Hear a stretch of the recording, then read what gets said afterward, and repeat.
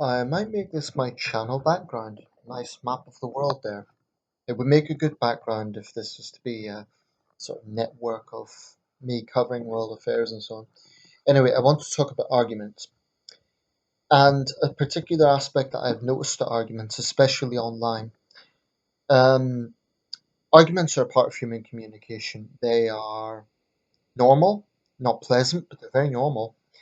And we see it frequently in human exchanges. Um, whether it be in news or whether it be in personal life or whatever, it's a very standard part of human communication. But what I've noticed is there is this tendency for people to think that you win an argument by just having the louder voice. And there is a curious inconsistency with this and a certain degree of hypocrisy from the media. I've just seen there's obviously this fallout going on from this tape that's emerged of Donald Trump's lewd comments from 2005. Now, I'm not going to say too much about that because a lot has been said already. I more or less agree with the consensus. It's very tasteless and very crude, and it's pretty difficult to defend those sort of comments. Um, Certainly, Trump was suggesting that he I do think I don't agree with those who say it's just words. Trump was suggesting basically he has a right to sexual harassment, and I don't think anyone could skirt around that issue. He has apologised, but it's only the latest in a long line of controversies involving Donald Trump. Anyway, I'm not going to focus too much on the details of that because everyone already knows what the details are. I want to focus on a video I've just watched by Occupy Democrats, no bias there. Um, and it was curious because there was a woman defending Trump. And obviously, women who defend Trump are now akin to the, spawn of Satan. That's how they're being treated. But basically, the video was entitled "Woman Who Defends Trump Gets Shut Down."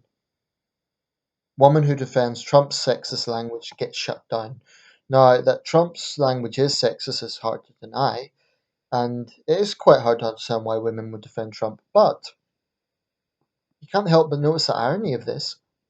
Woman who defends Trump's sexist language gets shut down.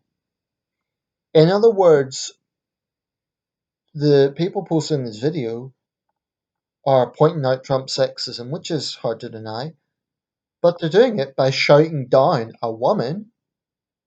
Now, I find that rather obnoxious as well. No matter how strongly you feel about something, I don't think that you win arguments by ganging up on someone and shouting them down. And I really get tired of this idea that you do.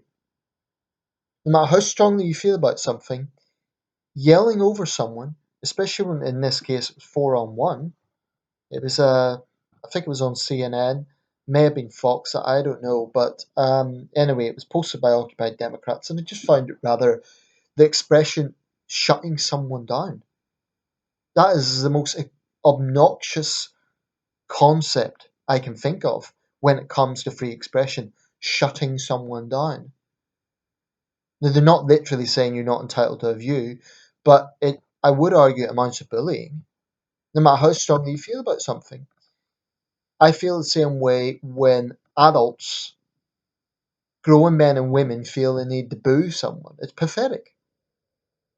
The way that you win arguments, if there is such a concept, I don't even particularly feel comfortable with this idea of winning or losing an argument. Obviously, it matters in political debates, but what really matters is presenting facts and reason, not just shouting someone down. And obviously, there's always going to be partisanship in this. I mean, Democrats watching the vice presidential debate are going to say that Tim Kaine won. Republicans are going to say that Mike Pence won. But again, people should only be focusing on performance and facts. They shouldn't. I get a little tired of people being childish about political debate as if it's some sort of flipping sport event like, oh, he tore him a new asshole. Sorry for the crudeness, but I'm just making a point here. that these are important issues. They're too important so for sort of personal attacks like that. Like, and I sometimes despair that people are so childish. And it isn't just in America; we get it in Britain as well. Um, if people view politics as some sort of Punch and Judy show, as some sort of like sporting contest where one side wins and loses in that sense, it's sad, really. I understand that in political discourse sometimes tempers fray. I do get that, and I'm not going to deny that I've lost my temper at times, but I've never lost my temper with a view of, oh, I'm going to win the argument by getting angry. I get angry because of being angry about something. It's not a case of I'm going to win by getting angry. So I don't agree that someone wins an argument by four people shouting down person number five. No matter, even if that person is wrong, I don't think that's the right way to go about it. I really don't. It's bullying. That's all it is. And it doesn't prove a damn thing. So my message to occupied Democrats is Trump does a pretty good job of making an ass out of himself without, that's not necessary. And it's a height of hypocrisy to talk about sexism while shutting a woman down. Can you not see the irony in that? And I'm not saying I agree with her, I don't agree with her, but that's just ironic.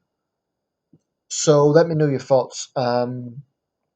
Unfortunately, this forms too much of political discourse these days, and I do think it's been quite apparent in this very tumultuous election cycle, American election cycle. And we are starting to go down that line in the UK. And I do partly blame the media because you have the likes of Sky News, which baits this sort of reaction from politicians, and the sort of way that certain so-called journalists present their journalism by these sort of gotcha style questions and by basically they're not interested in finding out the truth. All they're interested in doing is stirring up a Punch and Judy situation. Sky News is awful at it. The likes of Kay Burley and there's another correspondent, forget his name, but he was Sky's financial correspondent. The sort of method that they go about is basically just about, oh, I'm going to insult the politician to get a reaction. Jeremy Paxman is just as bad. This is not healthy, in my opinion.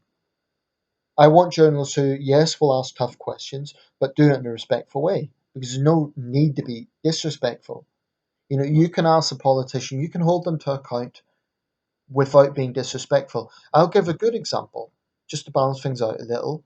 Um, Laura Kuenssberg, and I know she's got her fair share of criticism, but I'll give her credit because she gave the Prime Minister this is the perfect pitch. She said, with respect, Prime Minister, you haven't been elected by the people, so how can you have a mandate to 2020? It was along those lines. But she pitched that question perfectly. It was sufficiently respectful because she's talking to the Prime Minister, but that it was also sufficiently tough because it was a completely valid question. The Prime Minister is unelected and it is a valid question. At least unelected directly. Um, so, frankly, maybe there is a need for a bit more respect in politics. And it isn't just politicians that play a role in that, the public also play a role. Because the public is also guilty of baiting this at times. And so is the media. So if we're calling for respect in politics, it works across the board. I'm not saying people should be ultra polite and there should never be heated arguments. I'm not saying that for a second. I'm just saying that when you have a group of people shouting down one person, it doesn't prove a damn thing. It really doesn't. Especially if that group is blatantly biased to one side. I feel the same way if it was any situation. It's not the way to win arguments.